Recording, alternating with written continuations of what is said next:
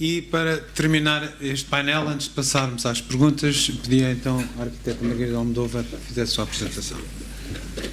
Boa tarde a todos, boa tarde aos meus colegas de painel, obrigadíssima à organização por nos ter convidado e para poder estar aqui presente e depois de termos feito esta viagem ao longo de todo o processo da aquacultura, desde o que é do licenciamento à parte toda de investigação, se calhar convido-vos a todos a fazer um percurso um pouco ao inverso e vermos o que é que nós temos quando pensamos em termos do planeamento do que é que pode ser uma política para o mar em Portugal e o que é que pode ser e como é que se enquadra o planeamento do setor da aquicultura dentro deste cenário. Pronto, fazendo um enquadramento no que é que neste momento são os grandes desafios que se colocam na Europa, ao nível da Europa, vamos parar às grandes metas que estão colocadas para a Europa 2020 e não é por acaso que todos nós, em todos os setores, e nomeadamente também no quadro da aquicultura, deparamos-nos com esta meta do 2020 e que temos uns desafios para o desenvolvimento sustentável, crescimento inteligente, sustentável e inclusivo e a estratégia marítima para a União Europeia, para a área do Atlântico, foi apresentada em Portugal e que tem o REP no seu plano de ação que está neste momento aprovado. A estratégia nacional para o mar, que é desenvolvida num alinhamento profundo desta estratégia europeia e depois as estratégias regionais de suporte que aparecem. E, portanto, é neste cenário de grande arrumação das iniciativas europeias que se perspectivam para o próximo quadro europeu para 2020, alinhado com toda a parte dos fundos financeiros, que também em Portugal se está a fazer todo o trabalho para se perspectivar o que é que poderá ser o planeamento na área do mar, na política do mar em Portugal. No quadro do que se chama o crescimento azul e que é o grande desafio que aparece para as áreas marinhas e para o Atlântico, nós temos 5 domínios e aparece aqui com destaque a componente da aquicultura como valorização económica, social e ambiental do oceano e das zonas, de toda a parte das zonas costeiras e em Portugal assume um particular aspecto pelo facto de nós sermos um país muito centralizado no oceano e não é por acaso que neste momento, se olharmos para a Europa no contexto da parte marítima, temos uma centralidade perfeitamente assente em Portugal e, portanto, este desafio no contexto do crescimento azul tem todo o sentido para Portugal e para o que está a ser planeado para Portugal. Neste contexto aparece a Estratégia Nacional para o Mar, que vem sendo desenvolvida e que está neste momento a ser ultimada para ser aprovada e onde nós temos também os desafios do crescimento azul, temos os 5 objetivos que estão definidos no crescimento azul, no documento Blue Growth da Comissão Europeia e que estão espelhados nesta Estratégia Nacional para o Mar. Esta estratégia deve ser entendida como um instrumento nacional, transversal a todos os setores que têm sua repercussão no mar, quer seja através das atividades económicas diretamente, quer através da parte toda de um eixo de suporte essencial, que é onde se reside toda a componente da governação e que para aqui é essencial no que diz respeito, quer em termos da parte de planeamento, quer em termos do licenciamento, quer em termos de toda a parte de simplificação associada à componente administrativa, mas como também na área toda da investigação, das ciências, da inovação, do empreendedorismo. E, portanto, esta estratégia pretende ter, em todas as suas áreas e em todos os seus diferentes eixos temáticos, o respaldo destes desafios que se colocam neste momento ao nosso país, como um país de excelência com toda a sua maritimidade e num espaço particular no oceano. Obviamente que também temos aqui um destaque e será, em última instância, também um dos desafios que se procura encontrar é conseguirmos ter um crescimento inteligente e inclusivo, promover a coesão dos territórios e criar novos empregos. E para aí há que encontrar novas soluções e novos modelos para permitir este desenvolvimento sustentável. Temos também, e a par e passo do que está a ser feito na componente da concepção da estratégia e toda a formulação de como é que poderá ser o cruzamento e intercruzamento do que está nas várias estratégias transversais e nas estratégias dos setores, onde também aqui entra e tem um papel especial a estratégia da aquacultura, pelo tema que aqui hoje nos traz, a componente toda do próximo quadro financeiro. Nós temos um conjunto de meios financeiros que podem estar disponíveis, que podem ser utilizados de uma forma combinada e articulados também com fundos privados e, portanto, será desta ciência, porque porque acaba por ser uma ciência pela complicação que envolve e os desafios que estão a ser neste momento colocados para a construção e para o desenho dos novos regulamentos comunitários, quer dos programas operacionais temáticos, quer dos programas operacionais regionais, é daqui o seu promotor, através de um planeamento que tem que ser feito integrado e a montante. E, portanto, falamos aqui num modelo em que temos a componente toda a monitorização do ambiente marinho e biodiversidade, porque não nos podemos esquecer que é o suporte, o meio é o suporte e ele tem que ser preservado à partida e, portanto, temos que ter sempre subjacente a noção de haver uma abordagem ecossistémica. Temos uma gestão espacial marítima adaptativa, porque se estamos a falar de uso e atividades num espaço marítimo, temos que ter a noção que há necessidade de haver uma espacialização feita a montante e depois a componente toda da monitorização e vigilância, quer das atividades, quer dos próprios recursos. E, portanto, temos estes 3 eixos que já estão aqui a ser desenvolvidos e consubstancializados, que é a parte da pesquisa, a exploração e a preservação. E todos eles têm que ser entendidos de uma forma complementar e articulada. E o motor da coordenação de toda a compatibilização destas várias vertentes tem que estar assegurada. A Estratégia Nacional para o Mar, para além da sua formulação propriamente dita da estratégia, onde estão consignados os objetivos e a visão e a missão, tem uma componente, é complementado pelo plano de ação, que é o Programa Mar Portugal, onde se consubstanciam o que é que vai ser feito, quais é que são os programas de ação que se pretendem concretizar até 2020, quais é que são os projetos que integram estes programas de ação, sendo que este instrumento deve ser entendido como um instrumento dinâmico e em permanente atualização. Há projetos que se encerram, há projetos que se iniciam e há projetos que são permanentes ao longo de toda a vida da Estratégia Nacional para o Mar. Eu trago aqui e dou um destaque especial a 3 situações, abordando de seguida 2 delas, que no eixo central e no eixo de suporte temos na componente da governação. Na área da administração existe um conjunto de medidas que estão a ser pensadas e delineadas, algumas das quais que estão a ser colocadas em prática, nomeadamente através do próprio Plano Setorial da Aquicultura que está a ser desenvolvido sobre a coordenação da DGRM, ou a parte toda da tentativa da simplificação, ou também da parte toda da criação de regimes especiais para ir ao encontro das necessidades que têm sido identificadas até agora, mas que iremos ver de seguida, como também a componente toda de educação, ciência e tecnologia, porque é extremamente importante perceber-se como é que se podem posicionar em termos da conceptualização, portanto, por isso é que estamos no eixo da governação, como é que se pode desenhar as políticas e as estratégias para poder haver este apoio, para haver efetivamente uma ligação, como foi tão claro na apresentação que nos trouxe aqui o colega norueguês e que também já nos veio aqui da apresentação feita pelo IPMA, deste casamento que se pretende que seja feito e que exista entre a indústria e a ciência, para que realmente haja uma ciência, uma investigação posta ao serviço das necessidades da indústria, para que realmente possam surgir novas apostas, novas tecnologias e novas respostas às necessidades que temos para ir para a exploração de mar aberto, o chamado offshore. Temos aqui também na parte num eixo da componente dos recursos naturais, portanto, num dos domínios estratégicos dos recursos naturais vivos, temos a componente da aquicultura que aparece completamente autónoma das restantes áreas e que tem um programa de ação dedicado. Passando em detalhe o que é que aqui são os grandes desafios, e na parte da administração temos a definição de áreas de potencial aquícola, porque faz sentido serem cumpridas condições a montante, como seja o conhecimento de quais é que são as áreas que têm efetivamente potencial, e estas áreas para potencial têm que ser entendidas numa primeira fase num contexto de um zonamento, de um macro-ordenamento definido ao nível estratégico, para depois virem a ser aprofundadas ou numa abordagem de um nível operacional onde se efetiva a matéria do licenciamento, mas também não chega, há que haver a par e passo um acompanhamento para a componente toda da simplificação e de modernização administrativa no conceito da melhoria dos instrumentos que existem, na sua maior eficácia e na sua integração e complementariedade, de uma forma que os processos sejam mais eficazes. se nós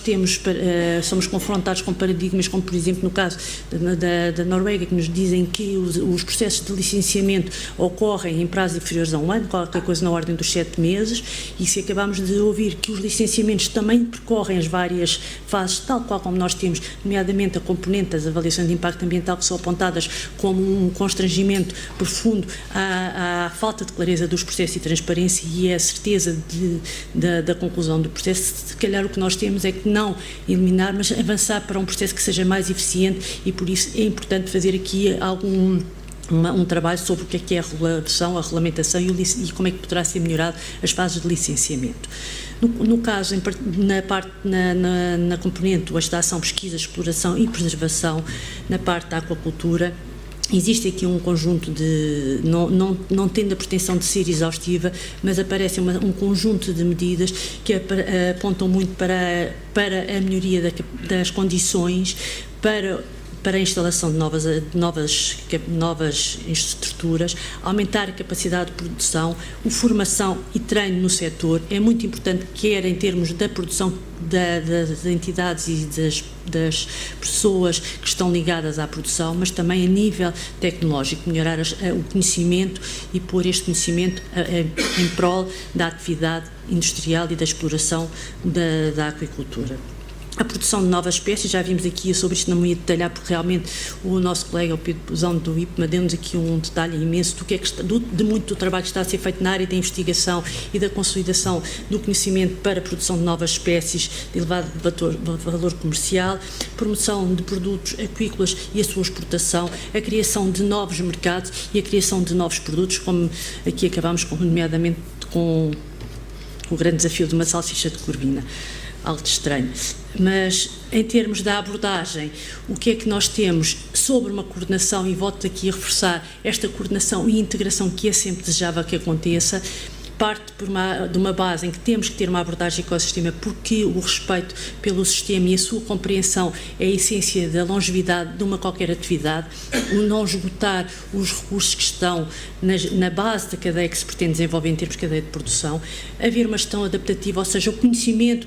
permitir haver uma evolução no sentido certo, perceber como é que são a evolução das novas atividades, uma gestão integrada, multidisciplinar e transversal, porque não há um único uso que seja do espaço marítimo, os vários usos têm que coabitar e coexistir da forma mais compatível e mais integrada e sustentável, e, portanto, é preciso haver uma avaliação de quais é que são as necessidades, quais é que são os impactos e como é que elas podem se articular, tendo a noção que estamos a falar de um espaço marítimo imenso, tridimensional, e sobre o qual é preciso haver um grande investimento sobre a melhoria do seu conhecimento. A valorização das atividades económicas para que passe a haver uma verdadeira atividade económica suportada nas atividades que se possam desenvolver e dar assim respaldo ao que se pretende para o desenvolvimento da economia do mar, a cooperação, coordenação regional e transfronteiriça, que é necessária e desejável para o espaço marítimo, quer pela sua natureza, pela dinâmica própria da sua natureza, mas também, se pensarmos, e agora falo na parte dos meios financeiros que há pouco referi de passagem, estamos a falar em projetos que podem surgir num contexto de uma cooperação territorial transfronteiriça e que são entendidos num quadro da cooperação territorial e no quadro do fortalecimento das regiões, e, portanto, faz sentido, porque no mar este tipo de projetos podem também ter lugar, faz sentido olhar para o desenvolvimento do espaço marítimo neste contexto. E, por fim, e a base de tudo isto, é todo este modelo assentar numa regulamentação clara, haver uma segurança jurídica para quem propõe-se fazer um investimento no espaço marítimo e haver uma simplificação administrativa que seja a uniformidade e consensual por todos. E vamos então ao planeamento, se tudo isto em termos do que é que se propõe para fazer o trabalho para a utilização do espaço marítimo, e falava a necessidade de haver uma espacialização. Começa ela na componente do planeamento, onde num exercício de ordenamento este deve ser olhado numa perspectiva, numa primeira instância, ao nível de planeamento, olhar para o que é que são os atuais usos e quais é que são as potenciais áreas que podem vir a ser alocadas às várias atividades que neste momento são identificadas e perceber qual é que poderá ser a sua evolução no tempo. Daí falar-se no quadro da gestão adaptativa. Tenho aqui um exemplo de um extrato de um trabalho que foi feito há coisa de 2 anos, 3 anos, que foi um primeiro exercício para o ordenamento do espaço marítimo, que neste momento existe, vai sendo atualizado anualmente face à evolução dos licenciamentos e que permitiu ter uma visão integrada de todas estas atividades e usos. E, portanto, a situação dos existentes está identificada naquele quadro de moldura verde, e o verde é o que na data eram identificados como usos potenciais. E será sobre estes usos potenciais que faz sentido pensar num contexto da sua evolução para um planeamento, para a sua operacionalização, para depois virmos ter um licenciamento. Isso faz sentido, numa primeira abordagem são identificadas as áreas que tinham potencial para uma dada atividade, e aqui podemos focar no quadro do que eram as áreas que eram identificadas com potencial para a aquicultura e qual é que pode ser a sua natural evolução para áreas, para serem elas depois licenciadas num quadro da atividade e da atribuição de áreas para estabelecimentos da aquicultura. E este procedimento é feito, numa primeira instância, ao nível do ordenamento, é feita uma conceptualização e um planeamento para aquelas áreas, para o espaço marítimo, em função da capacidade e das características do meio e dos requisitos da atividade. É identificado quais é que são as necessidades que existem de outros usos e de outras atividades, e chegam-se a polígonos que estão aqui identificados com aqueles pequenos quadrados, que esta escala não tem uma expressão muito evidente. Mas este exercício permite-nos evoluir para aquilo que há pouco o meu colega da DGRM falava, o Edgar, que era sobre como é que isto depois se pode operacionalizar. Eventualmente poder-se operacionalizar através de a definição de lotes dentro das áreas que são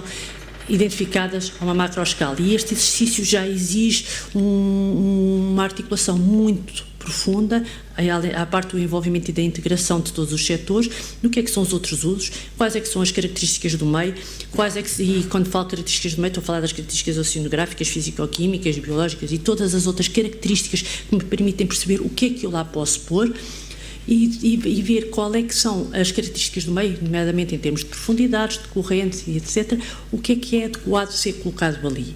E depois também não nos podemos esquecer que é o acesso à terra, e por isso também faz sentido pensar em termos de quais é que são os instrumentos de gestão, neste caso instrumentos de gestão territoriais ou outros, que me permitam perceber como é que eu posso fazer a ligação à terra, quais é que são os condicionantes que eu tenho em terra e como é que poderá ser feito esta moldura global. O que é que isto difere do que é que normalmente estamos habituados a ver? É que muitas vezes aparece feito de uma forma casuística. Primeiro aparece alguém que quer, depois vê-se se há condições, depois ajusta-se às condições, depois vai-se perceber se há alguma coisa em terra, ou seja, o que é que aqui é preciso fazer-se é um modelo que haja uma coordenação, um fio coordenador ao longo de todo o processo e haja uma integração de todas as valências. O que é que isto permitir-me-á ter no futuro, e se estes modelos vierem a ser implementados, que podem ser tanto por iniciativa de privados, quer de iniciativa pública, e deixo aqui um à parte relativamente ao que é a iniciativa pública, porque nós estamos a falar de áreas que são todas públicas, estamos a falar de áreas que é um espaço que é domínio público, e por ser domínio público, cabe ao Estado a prerrogativa, se o assim entender, perante este processo de planeamento, lançar um concurso público, pondo em concurso público quais são os lotes que podem ser disponíveis para uma exploração de privados. Obviamente que os lotes têm que ser identificados em função deste processo todo de planeamento e que culmina com a sua operacionalização e fecha com o seu licenciamento para depois entrar em processo de exploração, e que tem que entrar em linha de conta com as outras atividades, com as características do meio e com tudo o que é que existe naquela área e naquele espaço. Logicamente que para isto ser feito tem que se entrar com as componentes todas da monitorização, o que é que existe do ambiente marinho, o que é que nós conhecemos, a necessidade de estarmos a desenvolver um modelo que se pretende que seja sustentável e que tenha as suas componentes todas, obviamente com um ênfase especial na componente da exploração, mas que não de alguma forma vá pôr em causa a parte toda da preservação e que permita a pesquisa e a evolução do conhecimento e a sua consolidação. O que é que se pretende que isto possa vir a ter um efeito em que já está integrada a componente da monitorização, já está considerada também a componente do assinalamento marítimo, porque estas estruturas, quando venham a ser criadas e instaladas, constituam áreas bem identificadas no espaço marítimo, quer em termos da sua segurança, quer em termos da segurança marítima e da navegação, e que haja a garantia de que aquelas áreas possam efetivamente ser dadas para aquele uso, sendo estabelecido um contrato entre o Estado e privados, à semelhança do que já acontece em algumas áreas, permitindo uma exploração por um número de anos suficientes para que aquele negócio realmente seja um negócio rentável, que haja uma segurança para o seu promotor, mas também da sua parte saiba e à partida quais é que são as suas obrigações e os seus compromissos para com o Estado, em termos do ponto de vista ambiental, das suas obrigações ambientais, da monitorização e as suas capacidades de explorar e tirar o seu partido devido sobre a exploração daquele recurso. E é tudo. Muito obrigado a todos.